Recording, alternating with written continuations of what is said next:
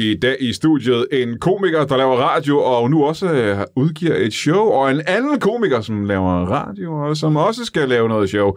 Og så ved jeg faktisk ikke, hvad der sker senere. Hvordan skulle jeg gå vide det? Jeg er ikke Nostradamus, alt det endda mindre. Jeg er Brian Mørk Skov.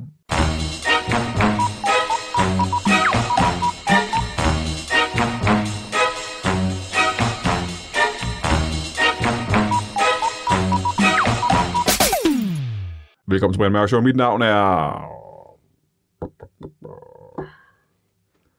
Sisyfos. Og hvis du ikke ved, om det er, så kan du google det. Du burde næsten vide, hvad Sisyfos er. Hvis du ikke er, så kan du ikke direkte skamme dig. Men du må godt skamme dig. Det er ikke noget, vi beordrer dig til. Jeg har som sædvanligt nogle af de absolut bedste gæster i studiet. Og det ved du, fordi det har jeg hver eneste gang. Og sådan har det været de sidste 10 år. I 490 afsnit. Og det bliver jo selvfølgelig endnu federe i dag, end det plejer. For vi er stadig på vej op ad det der fedhedsbjerg, og på et tidspunkt når vi fedhedstinden, men vi er ikke nået der til endnu.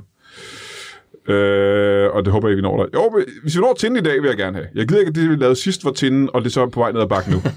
Det gider jeg ikke have. Men før vi møder vores gæster, skal vi selvfølgelig have et bibelcitat, sådan en af vores absolut fremste og bedste lyttere. Lars Bo Thordal. Tak til dig. Og du har fundet det her i den gode bog. Markus Evangeliet, kapitel 11, vers 15-17, mellem linjerne. Sandelig siger jeg jer, at der skrevet står, at templet, mit hus, er et bedehus for alle folkeslag. Her skal I stoppe med at sælge merch med stor profit, da det kan skabe problemer for fremtidige israelere. Men ak, gode råd er dyre, og jeres lommer er dybe, og jeres arme er korte, så må I eftertiden lære det på den hårde måde. Og det var så Bibelen, det kom fra. Og tak for det. Amen. Lars Bo Thordal. Ja, merch. Jesus merch. Det er ikke en dum idé. Velkommen til mine 2 gæster. Kasper Porsdal. Hej. Hej med dig, du. Hej. Er det ikke et stykke tid siden, du har været gæst i Brian? Jo, jeg har ikke rigtig kunnet de sidste 10 beskeder, du har sendt mig. Jeg har spurgt dig igen og igen egentlig, og jeg ved ikke, om det skal manglende respekt, eller om du har så travlt ude på Radio 100 derude. Ja, det var det første. Ja, det er det? Ja. Det er helt personligt, ikke? Manglende respekt. Jo. Ja. Men ikke for dig, men for podcasten. Ved du hvad, din sidemand her, ikke? Niels Nielsen, velkommen til dig. Niels Nielsen, det danskeste komikernavn i verden. I hele verden, ja. Ham behøvede jeg ikke engang at spørge, for han dukkede op. Nej.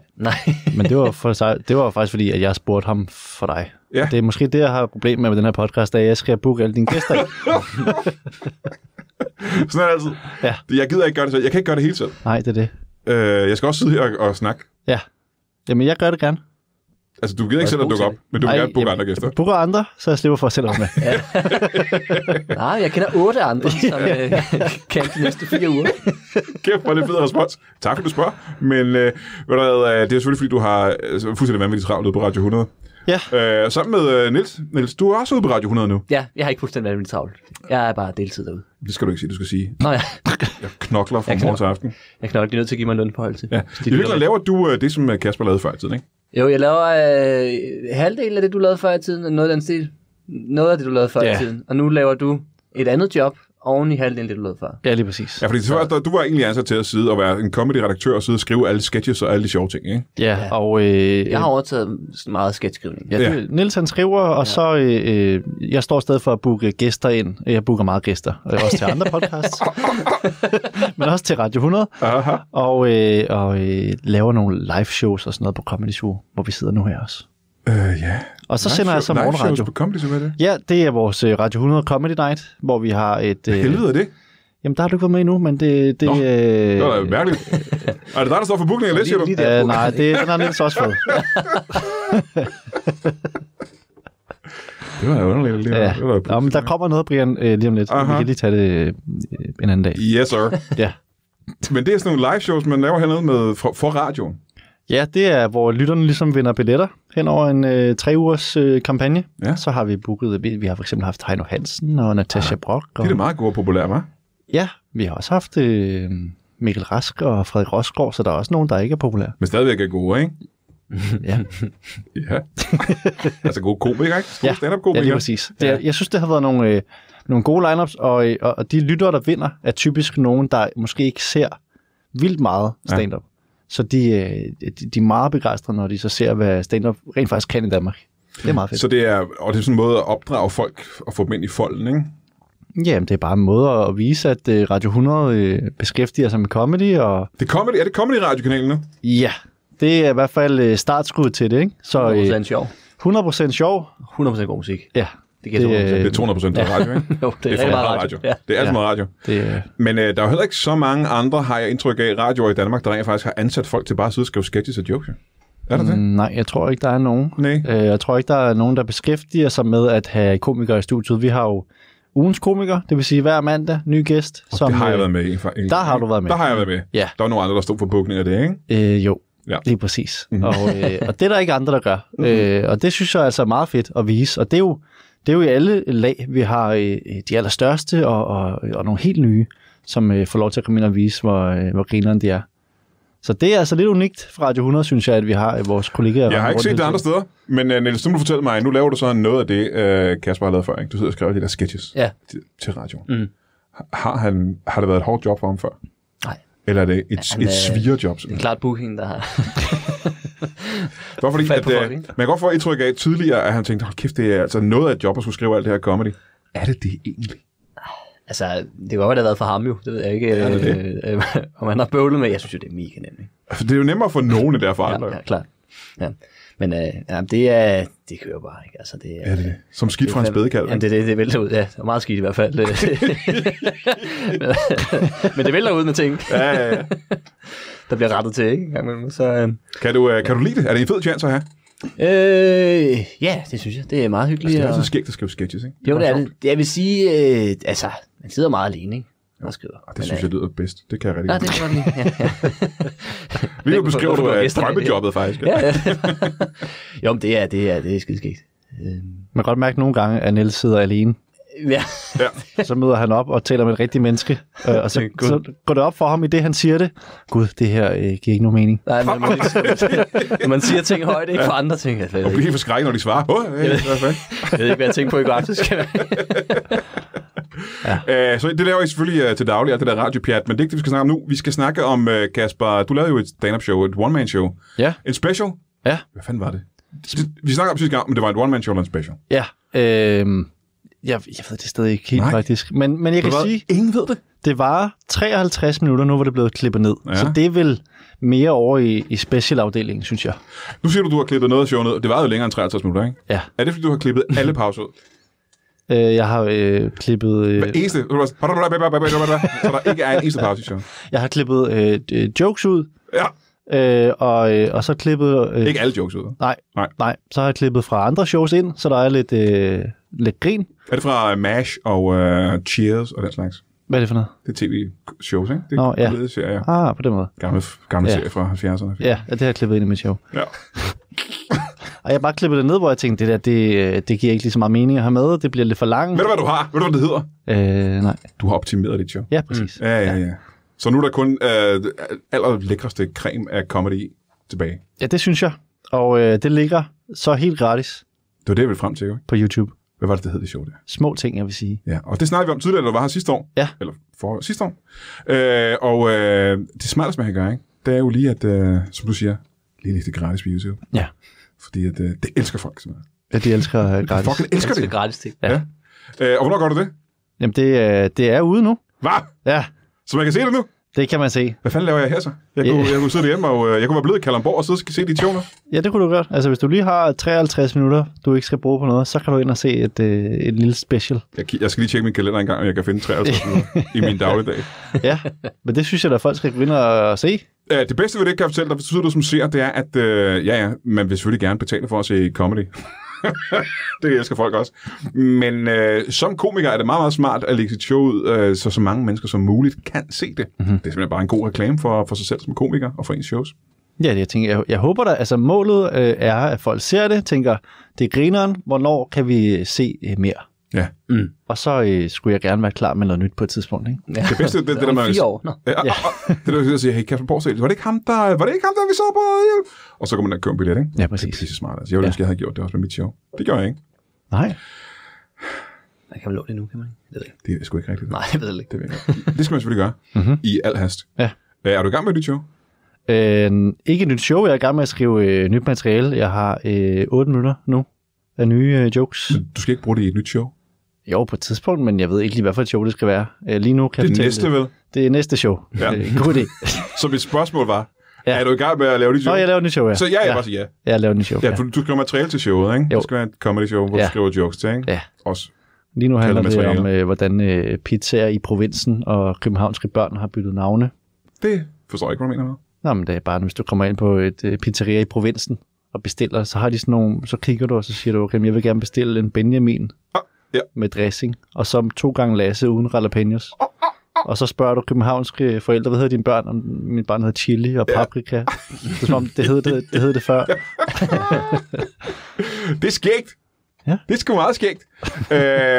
Og det, du har ingen anelse om, når det show kommer. Det er i fremtiden, ikke? Lad os sige, hvad I bestemmer. Blade Runner 3, det er den fremtidsting. Niels, det jeg ved om dig, ikke? Det er, at du laver stand-up konstant hele tiden.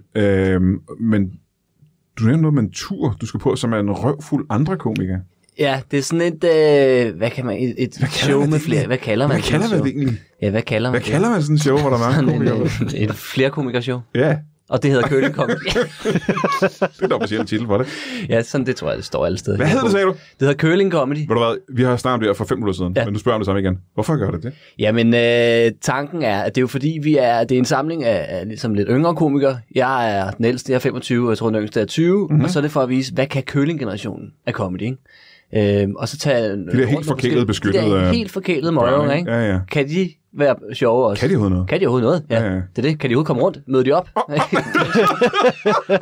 Bliver kørt rundt af jeres forældre? Hvis forældre ikke kan køre. Og det er sådan en spænding, man så kan sidde med som publikum. Ja, om de overhovedet når frem. Og så du er ude sammen med, hvem er det så, der er de der helt unge... Nu, for at være sikker på, at jeg glemmer. Det er Eva Jin. Hende kender jeg godt. Ja, hende kender folk, ikke? Jo. Og så er det David Minerva. Hvem? David Minerva. Ja, han kender jeg også godt. Ja. Og så er det Louise Brink. Jo, hende kender jeg også godt. Ja. Og så er det Grit Jacobsen. Hende kender jeg også godt. Jo. Og så er det Stefan Wibling. Ja, han kender jeg også godt. Jo. Ja, fedt.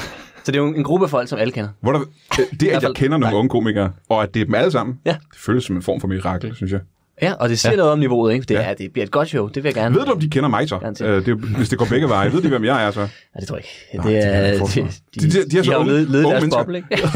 De kender Rasmus Brohave. De kan jo ikke... kender Rasmus Brohave. Det er sjovt. Og dig, ikke? Jo. Jeg er en form for far. Ja, jeg er den ældste. Du er den ældste, ikke? Ja, så jeg tager... Er du mere moden end de andre, vil du sige? Og vigtigere, kan du se det på dit comedy-emnevalg? Nej, det kan man ikke. Det kan man ikke? Det kan man ikke. Der tror jeg, det ikke, man kan. Men hvor meget ældre er du? Mellem 1 og 5 år. Ældre. Okay. Så lidt og halvmeget. Ja, lidt og en del. Det ved jeg sgu ikke, om man kan. Det er jo ikke, fordi jeg går specielt til stålet på så mange punkter. Jeg snakker bare om alt muligt ligegyldigt. Det er mit yndlingsemne. Det er den generation, der er der. Det er random shit. Hvornår tager I ud på den tur? Jamen, det gør vi i november. Der er sådan en lille, hvis man skal til Comedy Festival, den der kommer herinde, nu kan jeg ikke huske, hvad det hedder, Opfestival omkring Comedy Zoo. Der laver vi sådan en lille teaser for det i oktober. Men ellers så er det november, så er det den 4. november i Odense, og den 6. november i København, og den 8. november i Aalborg, og den 28. november i Aarhus. Og man søger på Curling Comedy? Ja, det bliver allthingslive.dk, og så Curling Comedy et eller andet sted derinde. Ellers så kan man gå ind på vores Instagram-profiler, så ligger det. All Things Live, de står for meget comedy nu om det, gør det ikke det? Ja, jo. Det kan godt være. Det står for det hele. Jeg har ikke snakket med dem faktisk. Jeg har bare... jeg der er nogle andre, der har kontakten, og så de står for det. Fint. Har du overvejet at lave et helt show om sportsgrenen curling, og så se, om folk ligesom... Jeg har overvejet, om man kunne åbne på et eller andet med sådan, jeg er jo et curlingbarn, hvilket er skide irriterende, for mine forældre kan ikke køre mig, og de er pisse tunge sådan nogle sten. Ja. Og så er man ligesom i gang, ikke? Skub mig ind i nogle sten og sådan noget, ikke? Ja. På is. Men ja.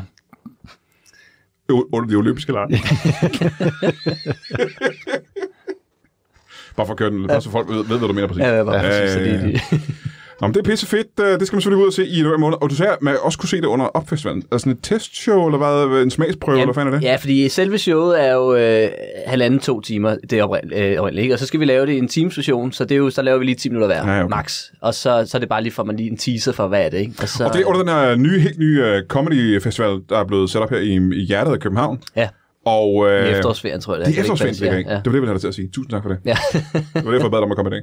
Eller det er derfor, Kasper bad dig om at komme i dag. Ja, det var lige for at sige efterårsferien. Jamen, så skal jeg vel hjem og se Kaspers show på YouTube. Det synes jeg da, du skal. Og så skal jeg ind under Comedy Festivalen og se jeres lidt mageløse show. Jeg kan faktisk godt lide alle de der komikere, du nævnte det. Jamen, jeg vil også sige, hvis man bare kan lide lidt comedy, så skal man nok få en hyggelig aften. Ja. For der er max en-to stykker, som man sidder og kan tænke, det var ikke for mig. Ja. Hvem er det, Niels? Ja, hvad? Det ved jeg ikke. Nej, det skal vi ikke komme ind på. Men du ved, alle folk smager jo også forskellige. Det er jo det.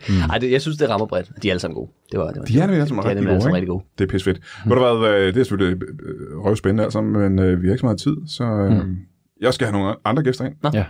Er I nødt til at gå, eller kan I blive hængende? Niels, han skal hjem og sidde alene og skrive. Ja, jeg er bagud. Du skal hjem og lave hvad? Ingenting? Jeg skal mig sove, fordi jeg skal op 4:30 i morgen tidlig. Jesus Christ. Ja, så. Ifølge den gregorianske kalender? Ja, præcis. Jamen så må I have det i posen. Hey jo, hvad med at vi kigger i kalenderen, ligesom vi plejer at gøre? Allerede nu på fredag, og det er altså den 25. august, tager vi til Spoken Word HCA Festival i Odense og laver Brian Mørk Show live ret sent om aftenen. Det er noget late noget kl. 22.30. Og Brian Mørk Show live er jo med mig. Ja, desværre. Vi kommer nok ikke udenom, at jeg nok er nødt til at være der.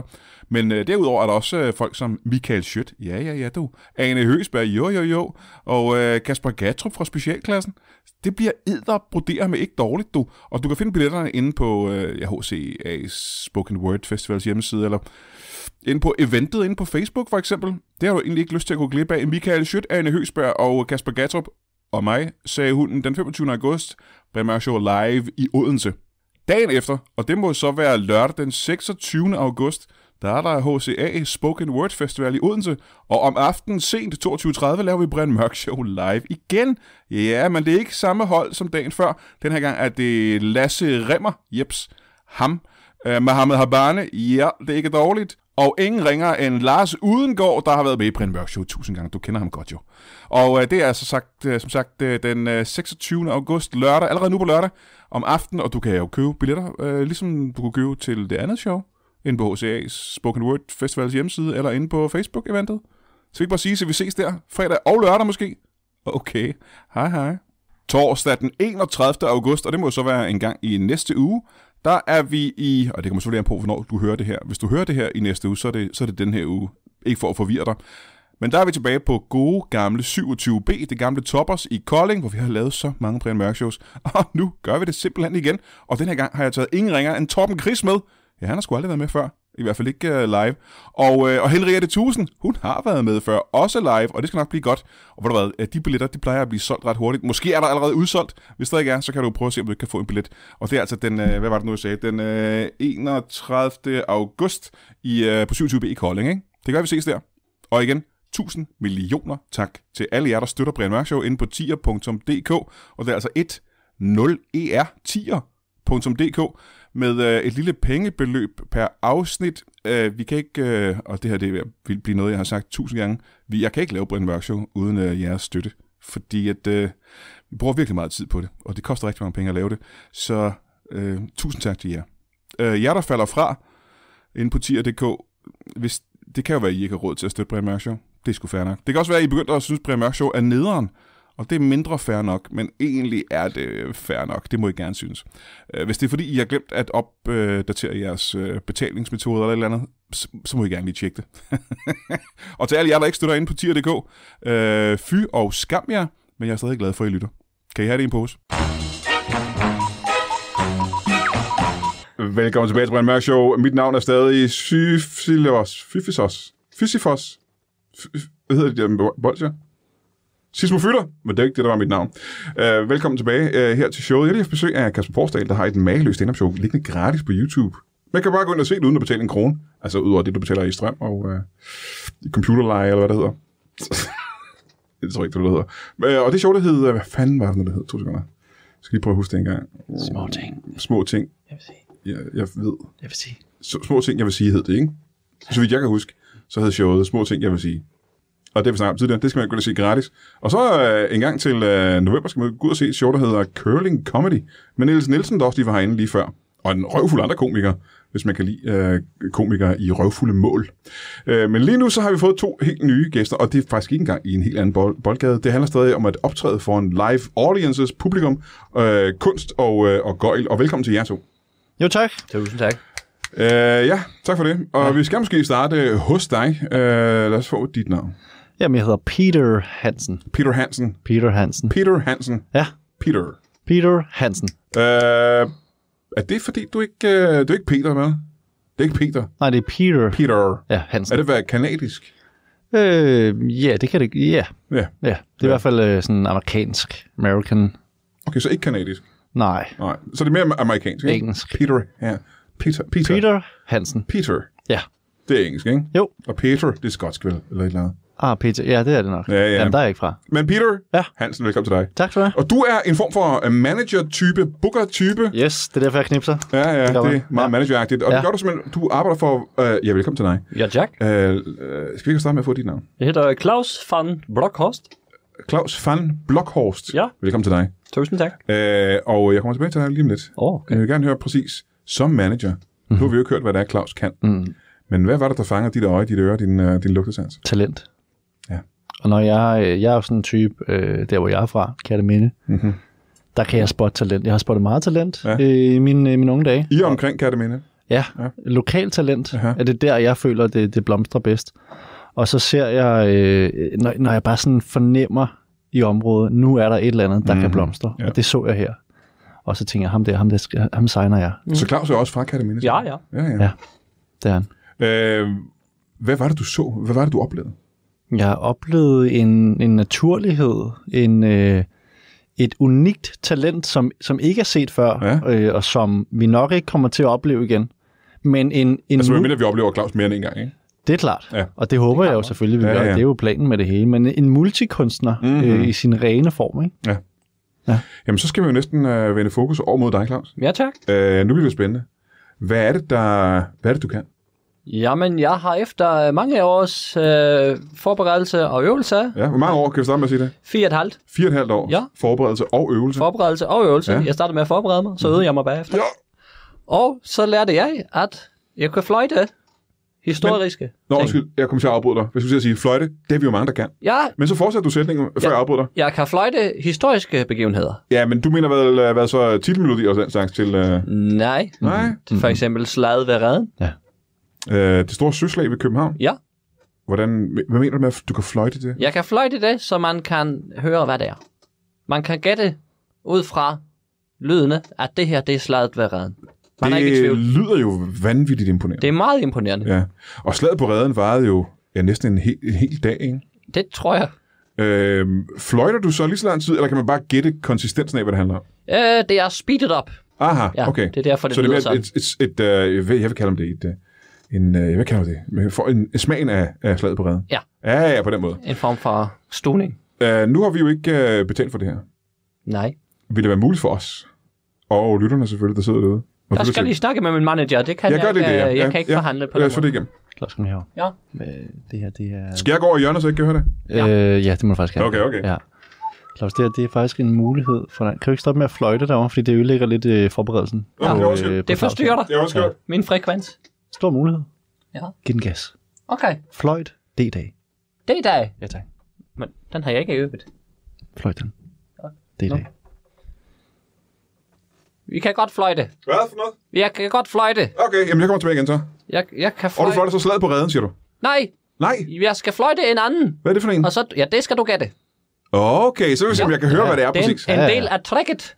Det er skidespændende. Jeg tror du. Wow. Er det en god idé? Fløjt den der. Okay. Godt. Og her kommer så Claus von Blockhorst med en historisk begivenhed. Vi skal gætte, hvad er. Det er meget spændende, ja. D-dag. Er det D-dag? Det er rigtigt. Det er ikke imponerende.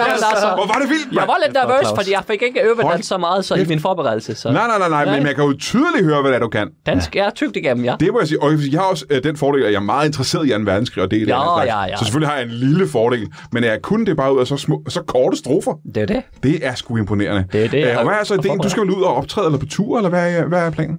Ja, jeg håber, der kommer et eller andet. Nu har vi snakket sammen med Peter. Og, jamen, det er måske Peter, vi skal spørge om det. Ja, hvad er planerne for du nævnte noget med Burger King. Ja, vi har store planer. Vi har selvfølgelig lagt en ordentlig slat penge i noget marketing og noget show. Hvad er en ordentlig slat penge? Jeg har jo ikke fået en krone for det her, for eksempel. Nej, en ordentlig slat, det er der, hvor jeg kommer fra i Kattemænd. Det er jo en 500 mand, ikke? Ja. Jeg har heller ikke fået 500 mand for at jeg i studiet. Nej, det er det. Men den har vi lagt i SoMe, og særligt TikTok. Der viser det sig, at Claus er ekstremt populær, når han fløjter historiske begivenheder. Skal vi lige prøve at åbne sådan en TikTok, og så måske lige høre en enkelt af dem? Jo, altså den, der er gået viralt, der er jo mange, der er gået viralt, men den helt store, det er jo den her trend med, når begivenheder ligesom har ting, der vælter. Altså, når ting vælter ned og falder. For eksempel det er altid spændende, ikke? Berlinmuren, ikke? Ja. Altså, da han fløjtede den, ikke? Ja. Det var det, jeg hørte første gang. Jeg tænkte, det der er penge i det der. Godt. Og det er simpelthen en TikTok, som er gået viralt. Ja, det er. Kan jeg ikke lige prøve at åbne den en gang, så kan jeg se, hvordan... Ja. Hej, jeg har den her. Og du forklarer vel ikke engang, hvad det går ud på i... Nej. I TikTok'en? Folk, de kommenterer, og så gætter de. Aha, nu prøv at høre en gang.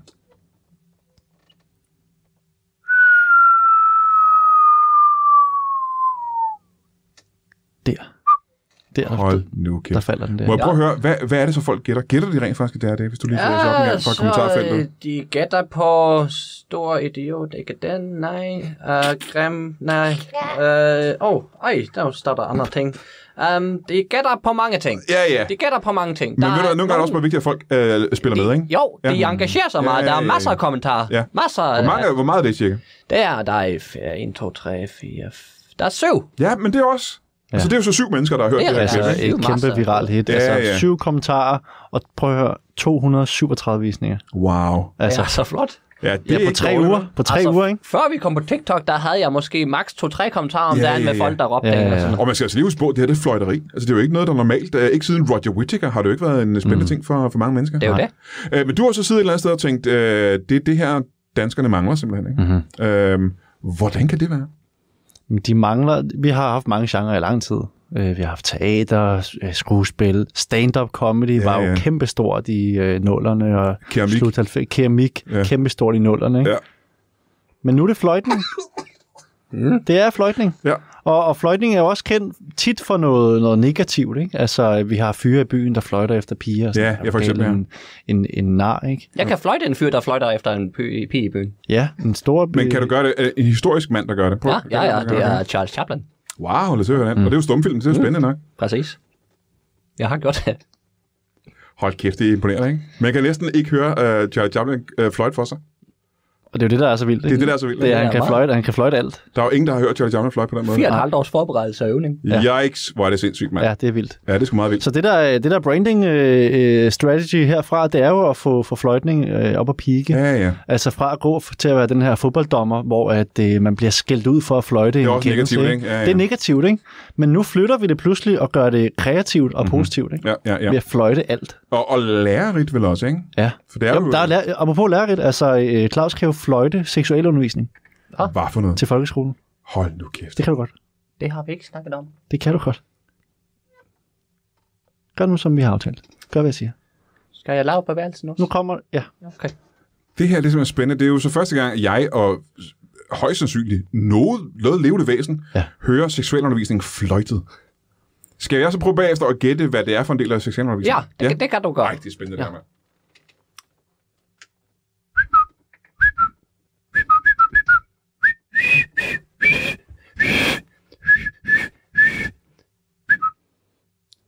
Jeg tror, jeg har den faktisk. Ja. Og jeg er ret sikker på, at det er rigtigt. Er det læren i, hvordan man bruger en spiral? Ja. Det er korrekt. Ja, jeg var så nervøs igen inden. Jeg skal tro på mig selv. Det er det, jeg siger. Det er imponerende. Det her, det er ægte talent. Er du den i Espergærde, der har mest talent, så? Det var Espergærde, det korrekt? Katteminde. Jeg ved heller ikke, hvorfor vi skal snakke om Espergærde nu. Man kan ikke sammenligne sig med Espergærde. Det er et meget talentfuldt sted, men Katteminde er jeg. Der er jeg, ja. Ja, er det rigtig nok? Espergærde, det er næsten for talent. Vi prøvede en gang, hvor vi var forbi på den tur der, hvor vi lige var inde på. Ja, der var du ikke klar endnu. Nej, der var sådan noget karaoke night. Det var ikke... Nej. De var gode. Ja. De var meget gode. Ja, du skulle nok have valgt Blow My Whistle Baby. Men ja, det havde været bedre valg end Safridu. Ja. Men lige der, før da jeg spurgte, hvad planerne er her i fremtiden, der nævnte du noget med, hvad var det, du sagde? Burger King, eller hvad var det, du sagde, Claus? Jamen, det er min store drøm er jo at komme rundt og fløjte på alle de store fastfood-kæder i hele Kerteminde. Det er din store drøm, og den har du haft. Hvor længe har du haft den? Hvor længe? Jeg havde lavet det i 4,5 år, så det vil sige siden i forgårs. I hvert fald i 48 timer har du tænkt, hvis bare jeg kunne komme til at optræde på alle de store fastfood-steder. Ja. Men det er jo for det første rigtig mange steder, ikke? Mange spilsteder. Der er utrolig mange, ja. Du skal ud til jer. Og det er jo så dig, der skal få det til at gå i opfyldelse. Ja, og det vi har gjort, det er, at vi har smidt en ordentlig slat penge afsted. Ja, i noget, 500 kroner, ikke? 500 kroner har vi smidt afsted i en demo, som vi sender rundt til alle. En demonstration, eller? Vi laver en demonstration, hvor Claus fløjter ude foran alle takeaway-steder og fastfood-steder. Så nogle skilte er dyr. Og det viser sig jo, at Claus kan jo fløjte en hver menu. Hvad for noget? På Burger King. Ja. Det må jeg nok sige. Så du kan prøve, altså, hvad kan du godt lide at få sådan nogle steder der? Altså, hvad kunne du tænke dig? Jamen, lad mig se, hvad fik jeg i går? Sådan en, hvad fanden var det, jeg fik? Sådan en chicken, hvad hedder sådan en chicken, med sådan noget specielt creme i. En chicken salsa? Nej. Chicken, den har en anden form for, men lad os prøve chicken salsa, den kan jeg huske, chicken salsa, ja. Ved du, hvad der er vildt med det? Ja. At jeg kunne jo helt, uden selv at være kontrol over det, mærke bare savlen dukke op i min mund, ikke? Det er jo det. Ja, man bliver sulten. Og du får det spicy med i det sidste fløjt, ikke? Jo, der kan man mærke salsaen i pludselig, ikke? Wow. Jeg er helt, jeg er klar på at spise nu, ikke? Ja. Det er en måde, man... Prøv lige en cheeseburger. Der er lige cheeseburgeren. Ej, så er jeg midt bagefter, tror jeg. Ja. Det er cheeseburger. Ja. Der var den. Så har man i virkeligheden jo, og det er jo så også din opgave, at overbevise et burgersted som Burger King for eksempel, til at sige, I har ikke brug for fysiske menuer længere. Man kan komme ind, så kan blinde mennesker også bare komme ind, og så høre en menu simpelthen. Ja, præcis. Det er til flere lag af samfundet, kan man sige. Ja. Og jeg tror, det som man tit bruger de her steder til, når man har været i byen, der vil det også give det lidt en anden oplevelse, at der står en som Claus og fløjter op ved restauranten. Ja, men så er man jo nødt til at gå til lige præcis det spisested, hvor Claus er den dag jo. Du kan ikke opleve det andre steder, for der er ingen andre, der har det her talent. Det er der nemlig ikke, men vi gør ligesom man gør med unge popstjerner. Man tager ligesom en klassisk diskotekstur nærmest, ikke? Aha. Så vi tager til Jylland, så spiller vi 3-4 steder, hvor Claus fløjter forskellige Burger Kings ved midnatstid. Og så på et døgn, så er han så kan han lige nå at sige 10 menuer eller sådan noget, eller 10 retter. Ja, lige præcis, ikke? Hold kæft, hvor er det spændende, hva'? Jeg glæder mig. Men ved du, Claus, hvor det her det kommer fra? Er det noget, man har arvet? Er det noget, du har fra dine forældre? Er det, hvor hulen får du det fra? Ja, det kan være svært at sige, fordi at der er mange muligheder, men hvis jeg skal komme med et bud, så tror jeg... bare et enkelt bud, faktisk. Jeg tror, at det er fordi, at jeg har altid godt kunne lide æg. Og så er æg kommer fugle. Ja. Og så og fuglefløjter. Og fireben, fireben også. Og mange fisk og slanger også. Det har ikke noget med det at gøre, tror jeg. Aha. Jeg ved det ikke. Og sommerfugle og insekter, ikke? Sommerfugle er også... Og edderkopper og spindler gør også, kommer også fra æg. Ja, det er rigtigt, ja. Jamen, så er det måske... Dinosaurer. Dinosaurus også, ja. Kan de fløjte? Det er der jo ingen, der ved, jo. Der er ikke der ved. 65 millioner år siden de uddøde, så der er ikke nogen, der har hørt det. Ja. Men det er min bedste teori. Det er fordi, jeg kan lide æg. Så din glæde ved æg, at spise æg, ikke? At spise æg, ja. Hønseæg. Som fugl, ja. Ja. Det tror jeg i hvert fald. At det, og det her har egentlig ikke så meget med emnet at gøre, tror jeg. Men det er kun fordi, rent fordi jeg er nysgerrig. Er det pocheret, hårdkogt, blødkogt, eller scrambled, eller spejlægget? Prøv at fløjte svaret. Prøv at fløjte, hvad du bedst. Ja, prøv det. Rå æg! Ja. Det er det bedste, jeg ved. I en blender? Og så bare, ja. Nej. Sådan en morgendrik efter en... Hold kæft. Ja, det er godt. Det er for en i gang, ikke? Det ved jeg ikke. Jeg har ikke prøvet det, men jeg har set det i mange actionfilm. Ja, men det er det. Der er en grund til, at det kaldes actionfilm, ikke? Det er jo fordi... Man spiser rå, ikke? Action, og så spiller det lidt andet, og så er det i gang, ikke? Ja, det er jo klart. Men en ting, der også er stor, især på de sociale medier, det er jo sådan noget, hvor to influencer-typer eller optrædende slår sig sammen. Hvad er det, man kalder det? Man kalder det en... Hvad hulen er det, musikere kalder det, når de optræder sig? En duet? Nej, ja, det gør de også, men det hedder noget andet smart. En collab. En collab. Ja. For der er jo masser af optrædende mennesker i Danmark, der også har talent, men andre talenter. Har du som manager gjort dig tanken om, hvilke af de store stjerner, Claus kunne collabbe med? Der er flere muligheder, ja, det er der jo. Som jeg ser det. Det oplagte bud vil selvfølgelig være Christian Eriksen, som ikke mange ved, men er rigtig god til at beatboxe. Nå for søren. Og hvis man kunne lave et collab med det, så kunne det være Christian Eriksen og, han kan beatboxe og Claus. Ja, han kan nemlig beatboxe en hver menu fra Burger King også. Nå, så det er ovenikøbet relateret, ikke? Ja, det er relateret nemlig, ja. Har du talt med ham om det? Det har jeg ikke endnu, men jeg har sendt en ordentlig chat penge afsted efter 500 kroner til en sms. Ja. Men jeg har overvejet selv... Det er noget af en sms, ikke? Det er en lang sms. Vi har lidt dyrt abonnement. Ja, det har vi godt nok. Det er jo hele vejen til England. Det er uden for EU. Men jeg har overvejet selv at gå ind i branchen, faktisk. Altså, hvilken branche er det? Fløjtebranchen. Nå, du er i stand til at fløjte også?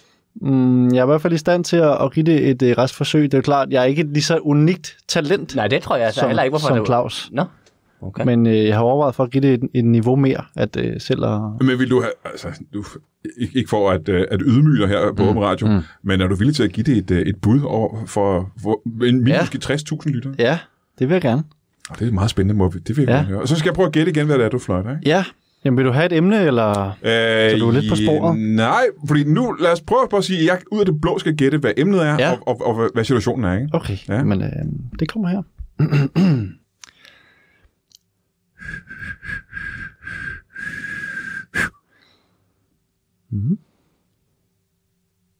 Jeg er ikke færdig. Øjeblik. Kan du prøve at vette læberne lidt, prøv? Hvad er det her? Skal jeg have lidt? Ja, sluk alt det. Det kan godt være svært at fløjte, hvis man har tørre læber. Er det bedre sådan der, ikke? Det kan faktisk være, det gør det ikke? Ja, du gør det forkert. Kan du lukke læberne mere tæt? Ja. Den er spyt mindre, ikke? Du skal have... Hvordan har du tungen? Ud af munden. Hvordan har du tungen ind i munden? Prøv at vise det en gang. Jeg har tungen sådan her. Ja, den skal ligge. Ja, det ser jo rigtig nok ud, egentlig. Ja, det lyder også rigtigt. Ja, du kan ikke. Det tror bare, det er... Ja, der kommer det. Ja, kan I høre det? Det er i hvert fald ikke forberedelsesøvning, det kan jeg høre. Det er jo... Er det mordet på Olof Palme? Nej, det er helt anden verdenskrig, jeg kan med. Nej, mit var helt ved siden af. Ja, det er du ikke... der skal du måske lade mig om. Men så var hele anden verdenskrig, det er måske også for stor en mundfuld, fordi det er jo hele verden, og det var i 6 år, ikke? Og der var både nede i Asien og i Afrika og i Europa, og i hele verden faktisk. Bare krigen, ikke? Ja. Så måske er mundfulden for stor. Kan du tage en specifik hændelse i anden verdenskrig? Ja, det kan jeg godt. Og så lad os prøve, så vi kan det.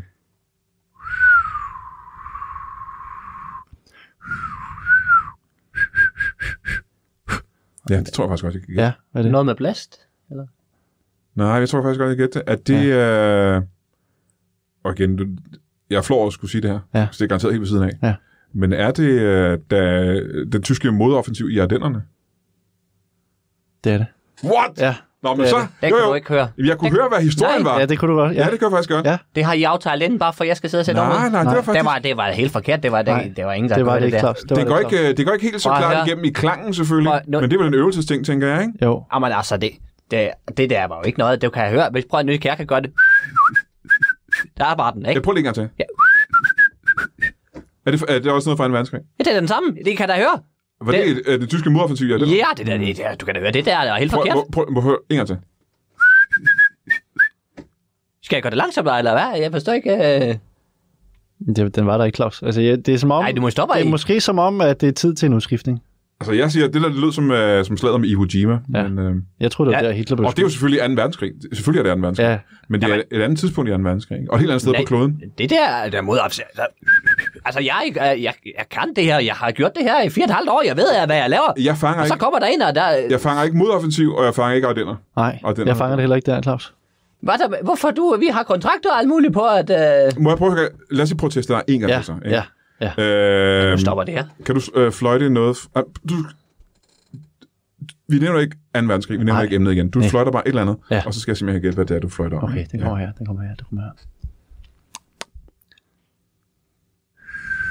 Kan vi tage lige en tårvand igen? Tag lige en tårvand. Tag en tårvand her igen, her. Så kommer den her. Den laver du ikke. Det er min signatur, det ved du. Nej, det er det ikke, Claus. Du skal ikke tage min signaturnummer. Hvad tror du, det er på den? En gang til. Jeg skal lige have den en gang til. Fordi, som sagt, klangen er der jo ikke så tydelig og ren. Men jeg tror, jeg har meningen. Sæt. Ja. Der var den, ikke? Det der, du er selvfølgelig klar over, Claus, at hunden Lassie, filmhunden Lassie... Ja, selvfølgelig er jeg klar over det. Den blev erstattet 6 gange. Ja. Det her, det er, da ejerne får at vide første gang, at den første Lassie er blevet for gammel. Det er rigtigt. Og det er mit signaturnummer, og nu sidder han her og i radioen og tager det. Fordi, læg lige mærke til, hvor specifikt det her er. Ja. Altså, det er, da de første ejere får at vide, at deres hund er fyret, fordi de skal bruge en yngre collie, simpelthen. Lige præcis. Det er... Jamen, er det ikke vildt? Detaljegraden er jo vanvittig. Ja. Og det, du skal vide her, Claus, det er jo, at vi har kontrakt os to. Ja. Men det er mig, der ejer det hele. Så jeg ejer det her nummer. Jeg ejer det her nummer. Ejer du det nummer? Jeg ejer nummer. Og hele konceptet er... Jeg ejer hele konceptet. Ja. Jeg ejer hele den Burger King-tur, som vi skal på lige om lidt. Wow. Men jeg skal fløjte på den. Jamen, er der så overhovedet behov for egentlig, at du fløjter, kan man sige? Ja. Det er der. Hvordan skal folk kunne undvære det? Ja, men hvis bare du kan fange klangen på en eller anden måde, ikke? Hvad skal der til der? Jamen, hvad skal der til? Der skal jo noget forberedelse. Må jeg komme et forslag? Ja. Jeg har måske et forslag. Ja. Prøv at gøre dig lidt umage engang. Ja. Lad os prøve at høre det. Okay. Umage? Ja, umage. Jeg skal lige have jeg tager en vand. Ja. For det er fuldstændig... Jeg bare så umage. Prøv det. Koncentrer dig den her gang. Nå, kommer her. What? Det var en ren klang. Der var den. Kan du prøve at fløjte det med Lassie igen, med den klang der? Ja, det kommer her. I skal have vand her. Jeg tager en vand. Ja. Jeg lige få det ro.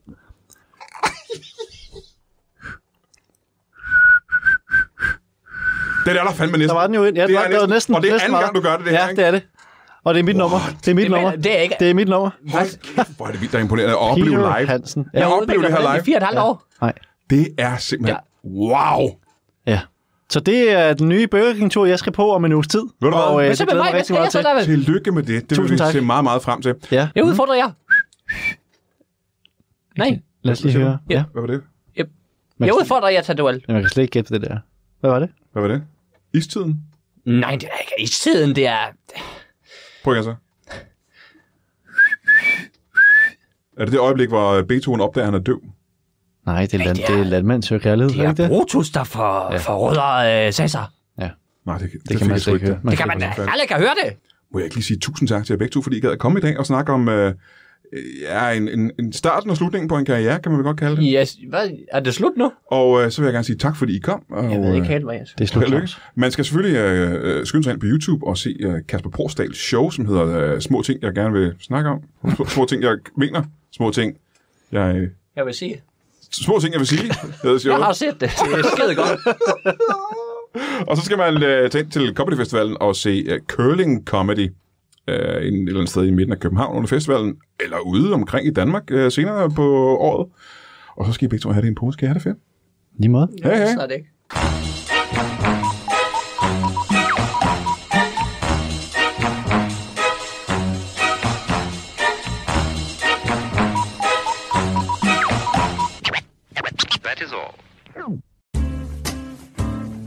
Du har lige lyttet til en lytbar podcast. Vi håber, du har lyst til at lytte til nogle flere.